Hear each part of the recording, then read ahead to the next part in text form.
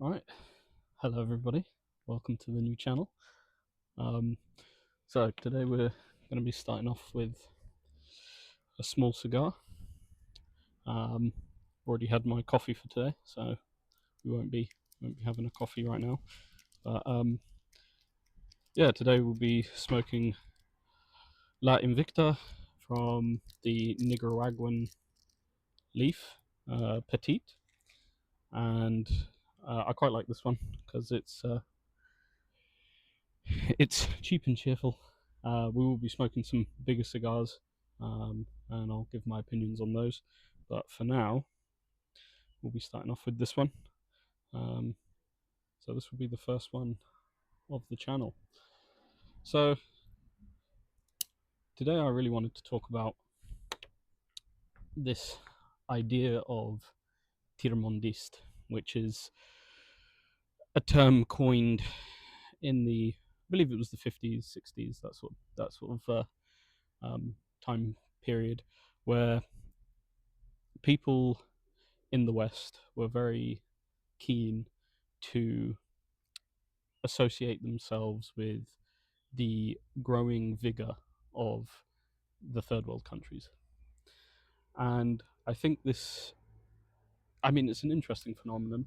Um, my friend recommended a book which I plan to read, about the heroine of the intellectuals, which is along the same sort of lines as this idea of tirmondist, or um, third world being up and coming and the West declining, which I think is it, look.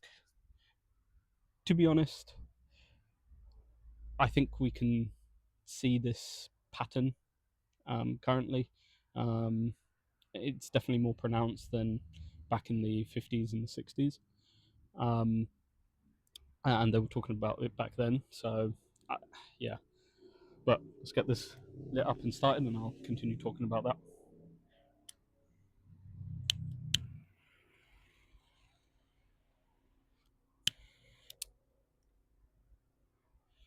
You have to excuse the crude lighting style. I'm out of cigar matches, so but yeah, nice and smooth.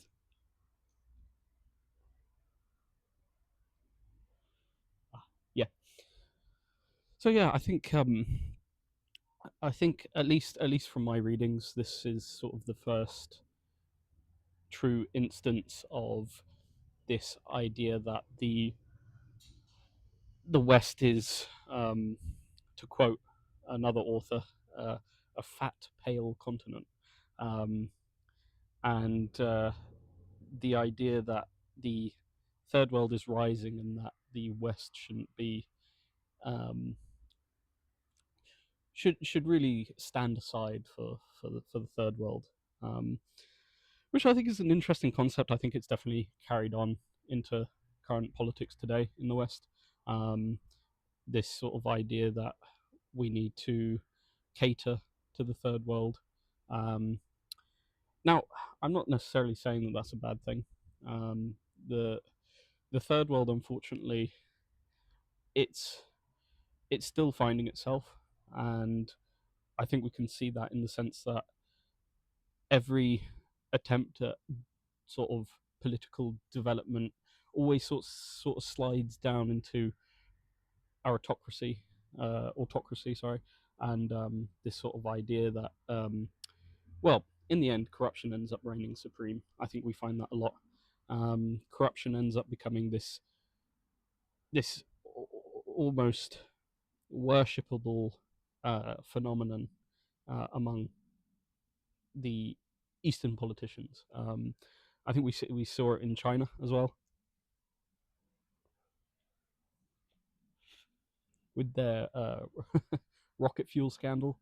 Um, Everyone from the basic soldiers put there to guard the rockets all the way up to the top brass were just siphoning jet fuel, rocket fuel, out of the rockets and replacing it with water.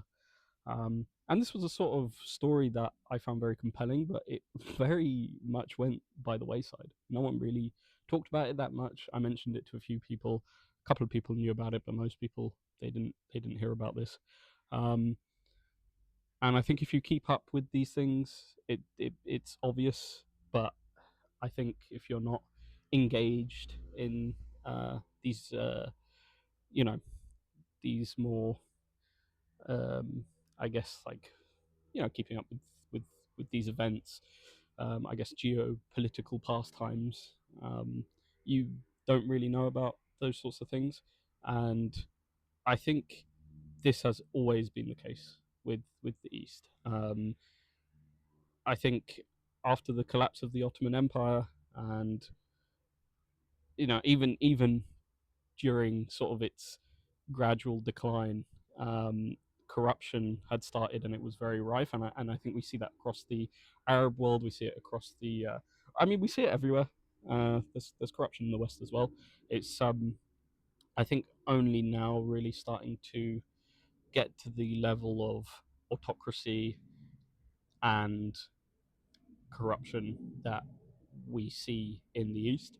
Um, I think we see, well, I mean, we can see it with all the current recent stuff around the Online Safety Act and stuff. So that stuff is it is a very compelling argument against the fact that we're sliding into that um, in the West as well. But I think the issue is that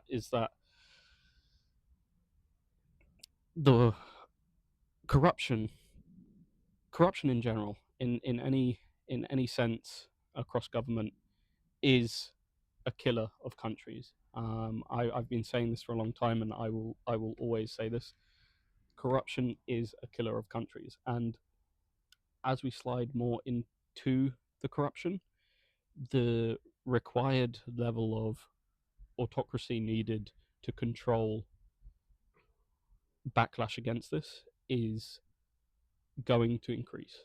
Um, and I think this idea that it's it's not parallel, because don't get me wrong, there's other reasons for autocratic states to begin and to exist, but I think the main reason is corruption.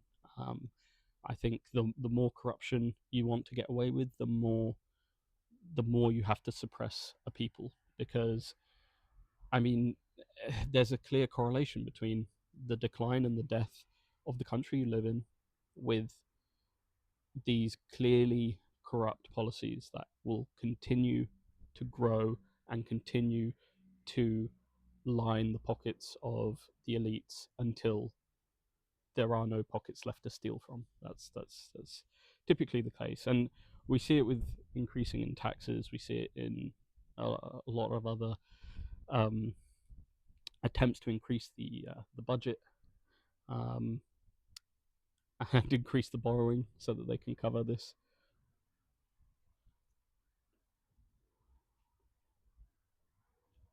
Problem is when I start talking, I leave this, I neglect it. But yeah, so I think this is a key indicator of the direction that we'll continue in, um, and I think the ability to take an argument like TierMondisme and use it to further this goal is very prevalent today. I think this idea of, well, the West is dying is is spoken about everywhere all the time. Well, at least from what I've seen, um, and it's just another version of this Tirmondist ideology sprouting up and taking root. The need for people to save their country is important. This is No one wants to live in a dying country. No one wants to watch their country decay in real time while they're living in it, because it is just a bad omen for you as a person in the future, um, which is obvious, but it's not until we're in dire straits that people will do something about it, and by then, you know, it's that old ad- adage of uh, you will you will need to do a revolution in order to fix things rather than a reform, because we're getting to the point where reform just won't work anymore. Um, it's the corruption is so widespread, and the fraud is so high now that even a reform would be very performative. Um, yeah.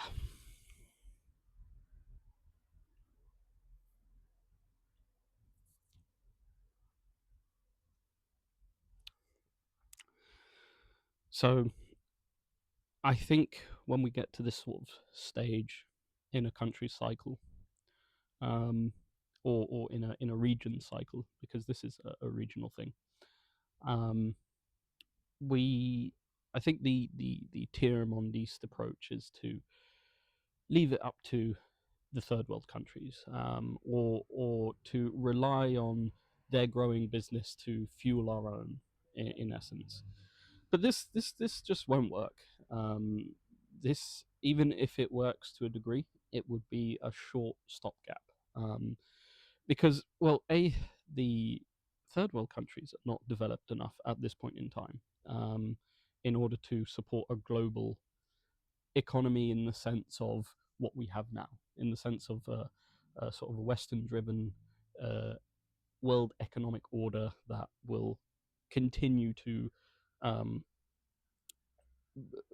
look for continuous growth. This grow forever model.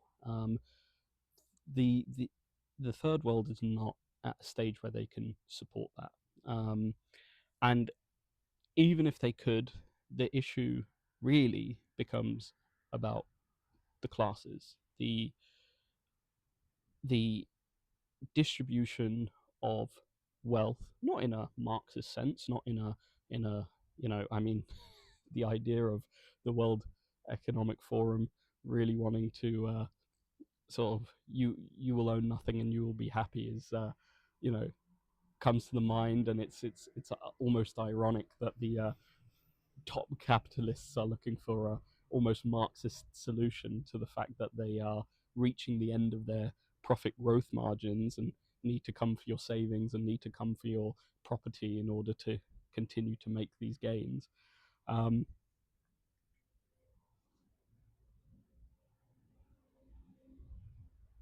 Let me just check this is still recording. Yeah, but this is the thing. I mean, they in a grow forever model where the idea is you will need to continue to grow forever and you should only ever focus on your last quarter and your next quarter, is the death of long-term planning. And don't get me wrong, the Stalin got that wrong. This idea, even Mao got it wrong with the idea of how to, you know, centrally plan an economy, how to plan for the long term. Um, but there's other reasons for that. There's a mix of reasons for why that didn't work. But I think this very hyper focused quarterly projections, mentality is really just going to be the the death of growth itself, because there is no balance. There is no idea of, well, we're going to invest in something that will give us returns in the future, and will grow the economy as a whole. It's always more in this quarter, and more in this quarter means taking from others. It's a zero sum game. Um, it's why BlackRock go for single family housing now, or have been doing for some time, um, or sorry, I forget the term, but it's small family housing, something along those lines. And this is the thing. The thing is if they keep pushing that, there will be nothing left to take, and it will become feudal. And I think a lot of people understand this. A lot of people are sort of clocking into this now.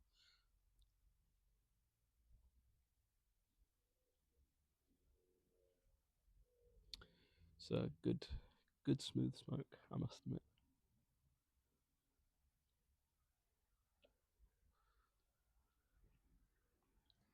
A lot of people are clocking into this now, but it does feel a little. It does feel too little, too late. I guess is the way to put that. So I think the issue now becomes, how do you reform a system like that? How do you, because no one wants to go backwards. Okay, no CEO is going to take a pay cut. Um, no company like BlackRock is going to sacrifice quarterly earnings to save the middle class. Okay, there really is a decline in the middle class. Um, I do believe this, and I think the issue with making everybody working class who's not already a rich elite, who's an upper class member of society already, is you lose a huge demographic of spending power. You lose a huge demographic of um, uh, educated. Because here's the thing now, what we see now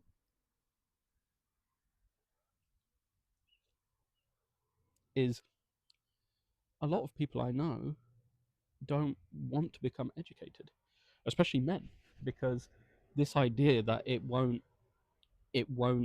direct it won't directly affect their life in a meaningful way, in the sense of you can now obtain the middle class. This idea that you can't obtain a middle class through education now, um, it kind of makes it void. You get into all this debt, or you spend all this money at university, who keep raising the price in order to sit an entry level job for the next 10 years. An entry level job that would pay in some cases less than like a working class trades job or something of the sort, or a job that has shift allowance and options for overtime, etc., so forth. So I think this is an important thing to understand, because as the education declines, the country is going to decline as well. And on top of that, I don't think that most of the universities now even bother to teach critical thinking skills in a way that is useful for growth of a country. I think the type of skills they teach now is very much focused on this idea that you have to, what's the word for it?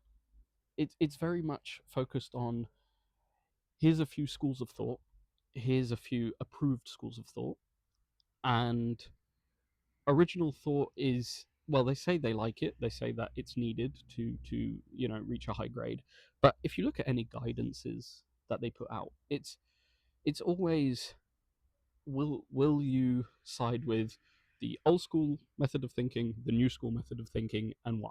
um, and that is from peer reviewed studies, but everyone's saying the same thing. So if everyone's saying the same thing and the guidance is, do you cover what Jim said or what John said, and they're saying different variants of similar ideas, and the ideas are almost a fake conflict between them, because it's like, oh well, I don't believe what Jim says, but what John says is, he's got it right on the nose. He's right. The other guy's extremely wrong, and they're parroting something very similar ideas, um, at least in ideologically based subjects. I think this is an issue, because if you do express maybe a tangential idea that is related but doesn't fit the guidances that they've put out as a university, you're not getting a good grade. You have to stick within this narrow set of rules. Um, and I get it; it's academia, so you're not going to push the boat out necessarily with a first year undergrad. It's not going to happen. But there are levels to it, and I think it's gotten to the level now where it is very, very much stifling of the very critical thinking skills that they say to encourage, um, which is a net negative for a country and an economy. Um,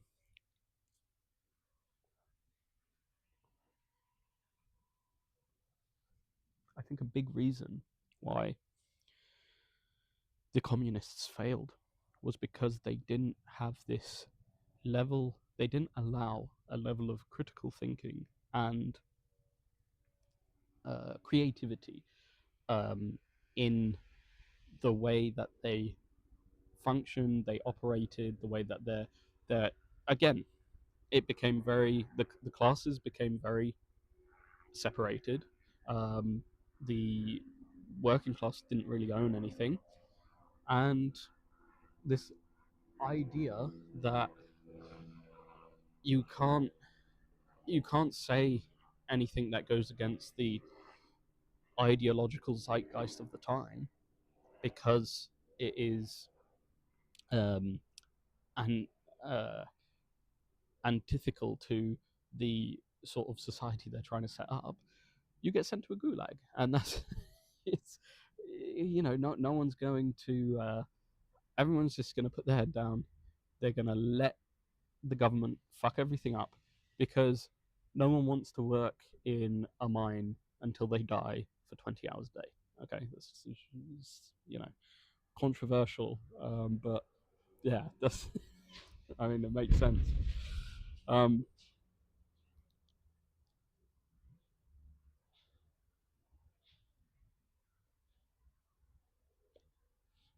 I'm definitely not smoking enough.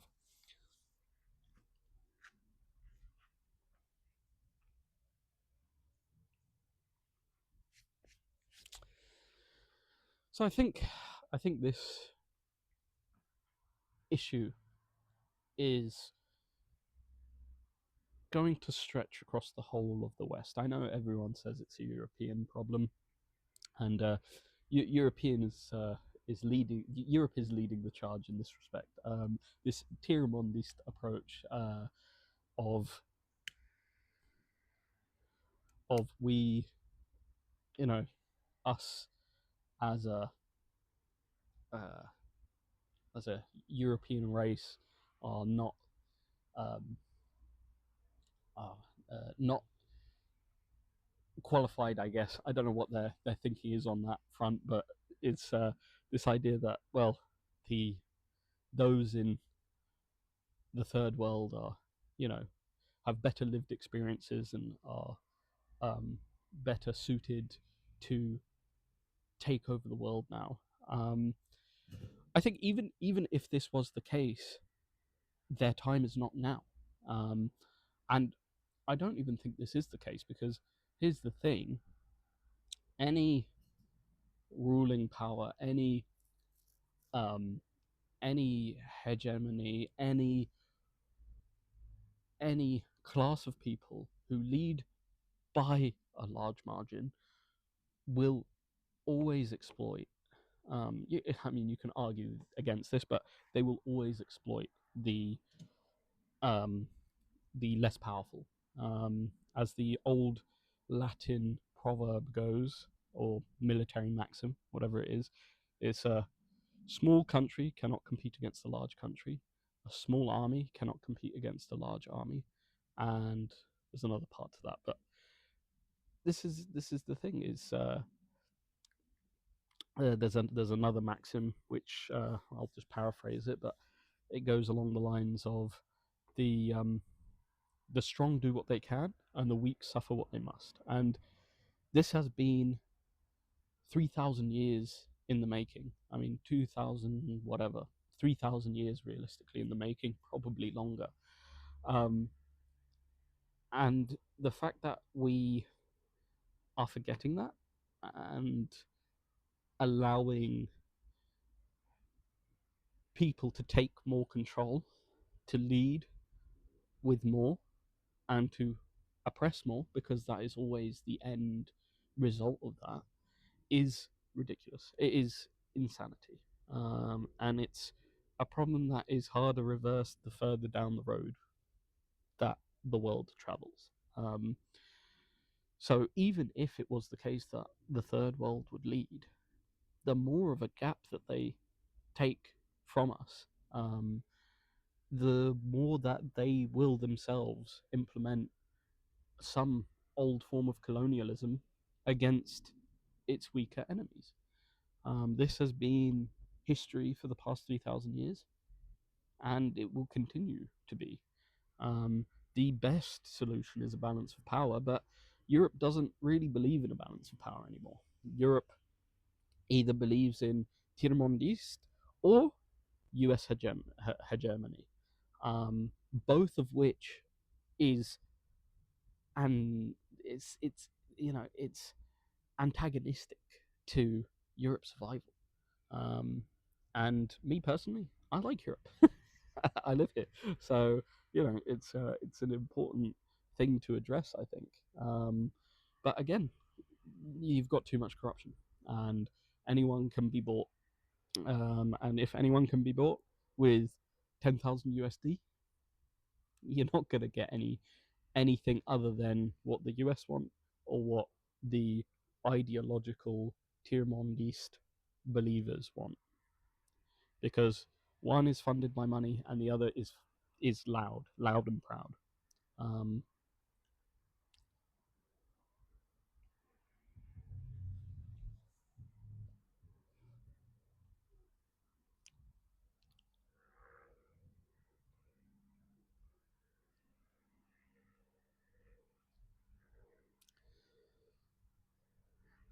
and I don't necessarily think there's a solution at the moment, not one that's presented itself to me at least.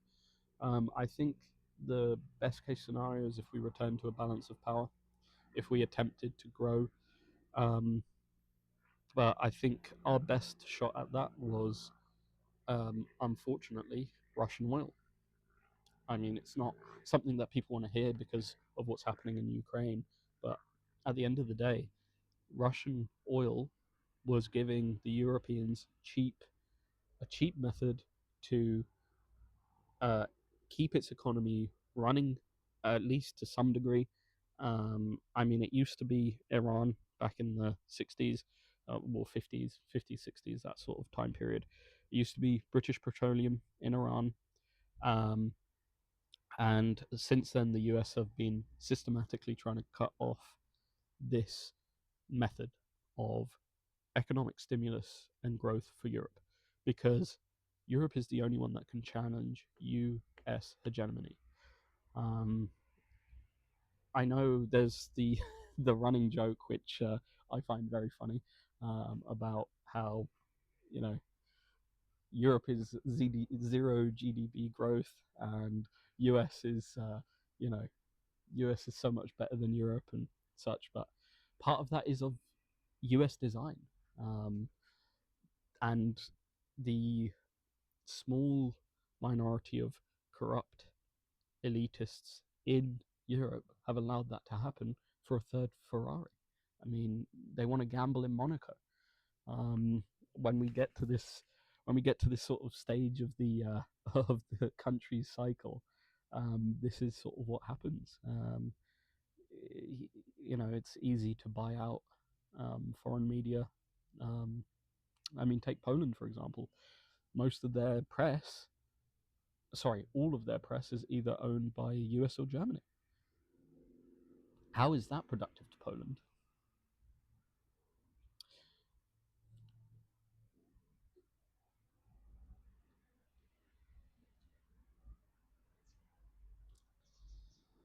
Europe really does need to sort out its zero GDP growth problem. Um, And one of the ways to do that is, but here's the thing: Iran, you cannot trade with. Um, US has put heavy sanctions on Iran, heavy sanctions on Russia, and Europe has gone along with the Russian scheme. I mean, look, it's a threat to have Russians in Ukraine, but here's the thing: if the whole of Europe collapses, Russia can just walk right in. That's there's going to be no funding for military. There's going to be no military at all if Europe collapses.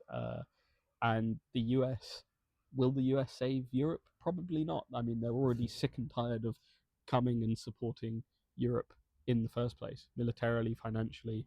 Um, it's funny because it's been their design for nigh on 50, 60 years, and they're not enjoying it now because it's costing them a lot, and they've developed it's the worst form of Dutch disease that you can get.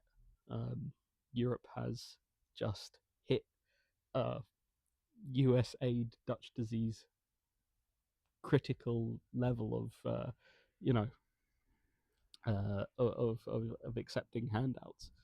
um, and even if it's not in the form of like foreign aid, um, as as is usually thought of, um, these US companies trying to operate in Europe and stimulate that market is a form of that, because they're not really making money in Europe.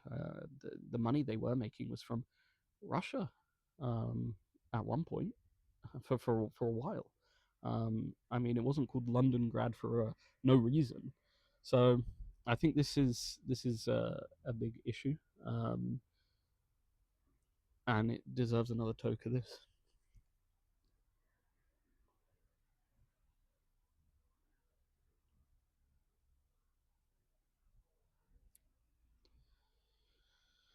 Um, yeah, and here's the thing: Germany is a key component to draining energy resource in Europe, because they're the ones that have halted and cancelled all their nuclear power plants and programs, and they're relying on Sweden and Norway. I believe it's Sweden and Norway. I'm pretty sure it's Norway, for a lot of their net zero energy, um, because they have hydroelectric dams, and it's costing Europe. I'm pretty sure it's costing Europe billions, to be honest, because Germany is absolutely guzzling energy, and it's not producing its own.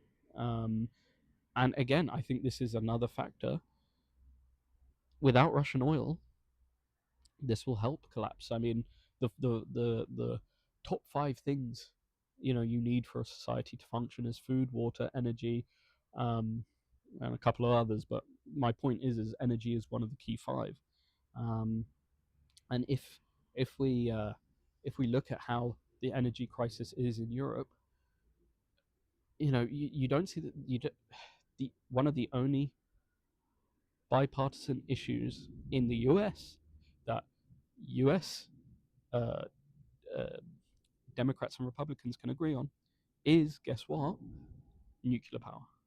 They signed a bill to increase the amount of nuclear power they're building, because energy independence is unbelievably necessary, especially given how energy dependent how energy dependent we are. Um, this is a key factor. So I think this idea that we're not not going to take any cheap energy from anywhere is shooting ourselves in the foot. We do not have the energy resources to continue our current consumption, increase our consumption if we want to increase our military spending and our military output in Europe to keep up with Trump and NATO demands.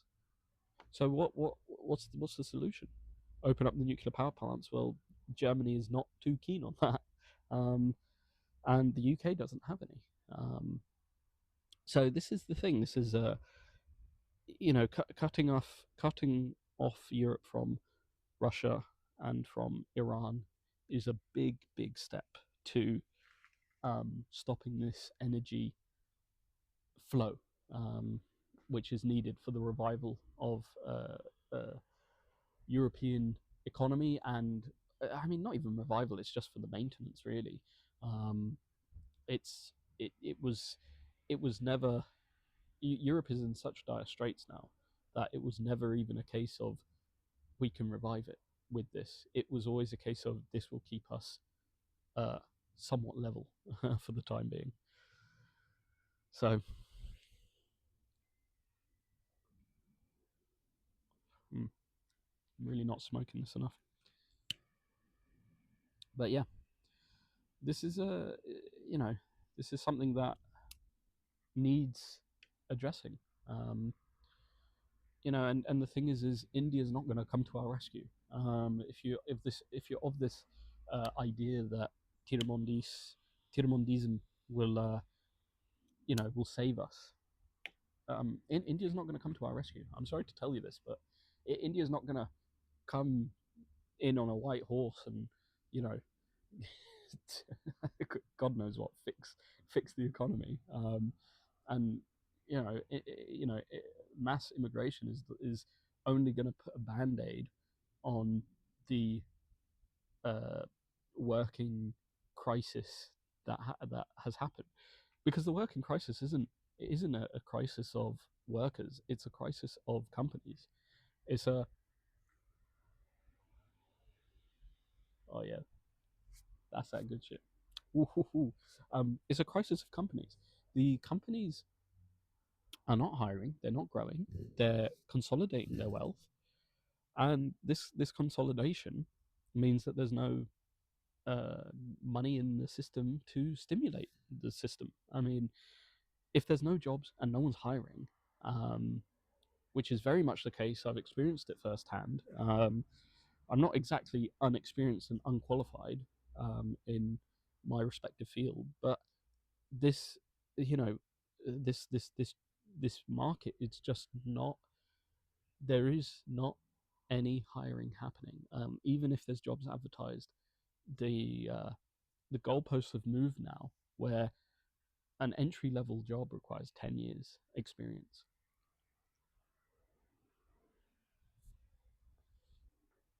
I mean, it's entry level for a reason. Um, and if you won't hire based on that new um, goalpost that you've put in, you're not hiring. That's the realistic truth. Um, is you're not hiring, and if there's 1,000 applicants for every job, even if you are hiring, it's not fast enough to keep up with the demand. So bringing in low skilled workers to do Deliveroo jobs is not going to save the economy.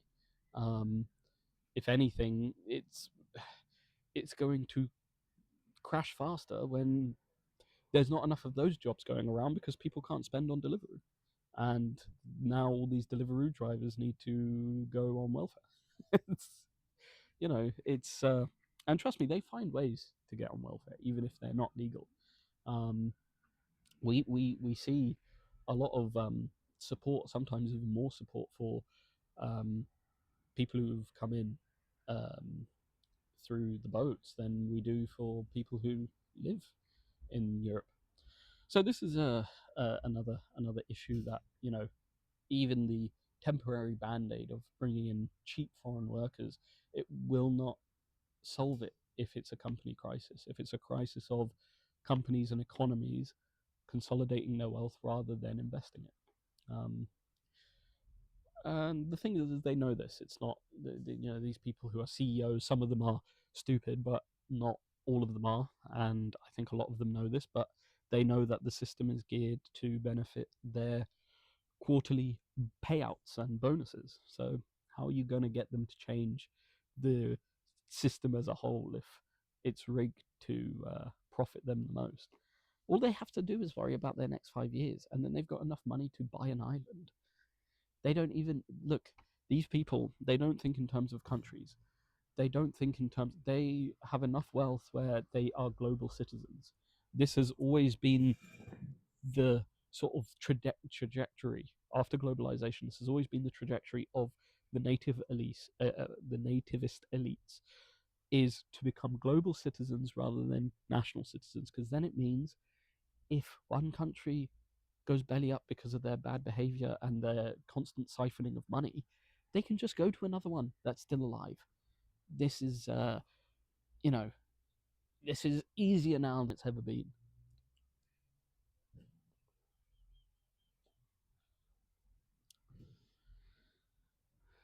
You do need investment. You need investment. Um, this is the thing. You need investment.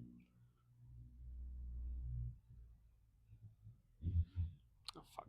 This always happens. I always ash it at the wrong time. But anyway, let me just check this is still going. Excellent. So I think going back to TierMondisme, I think the the necessity now is to step away from this ideology. That look, that doesn't mean my sympathies are not with the third world. That doesn't mean that there's not faults of Europe which make it a fat, pale continent.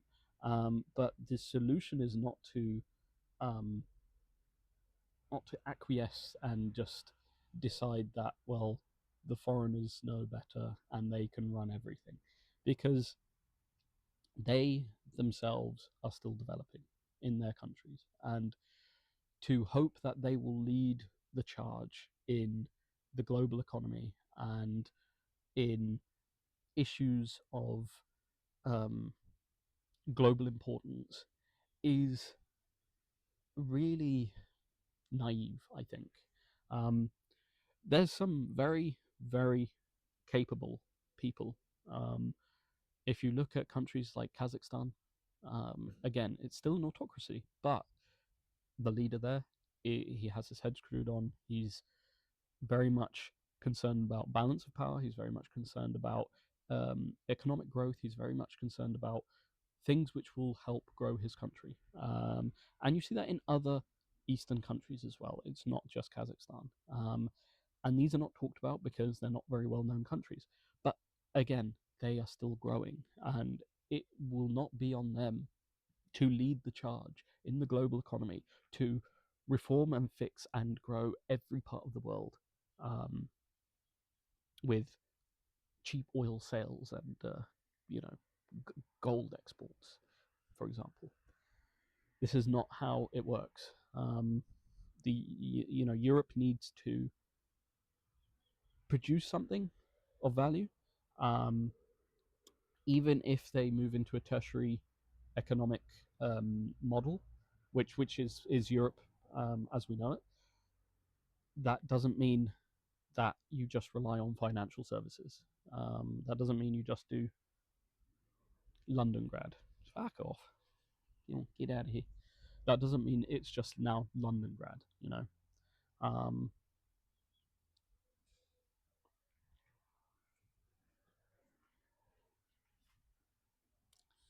London grad is not the answer. And now with the sanctions, it's not even that feasible. If it is happening, it's happening behind even more closed doors than what it was originally being conducted under. So I think this is definitely an issue that needs to be addressed. I think we need to think on this more, and I think just having a discussion on these things is important, because the more you talk about it, the more that people will put their heads together and think on these things, and you know either be aware of them or you know manage some sort of counterbalance, I guess, to these issues.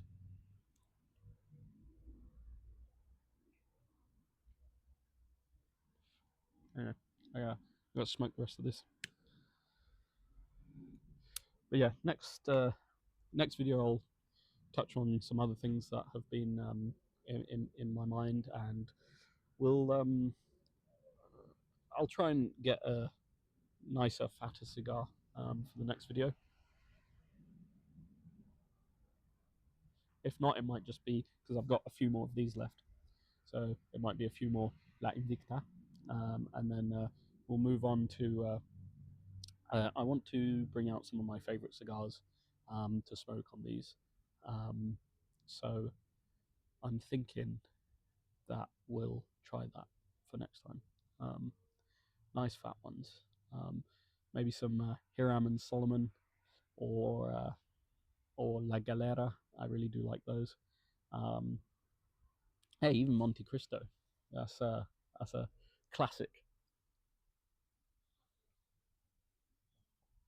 I did really like their Year of the Dragon special edition. That was quite a good smoke. I do need to smoke some Cohibas on this channel as well. Um, Last time I smoked a Cohiba was for my birthday, and that was a very, very enjoyable, smooth smoke. Um, yeah, but anyway, that's been me from my garden, and thanks for listening, guys. And you take care and keep smoking.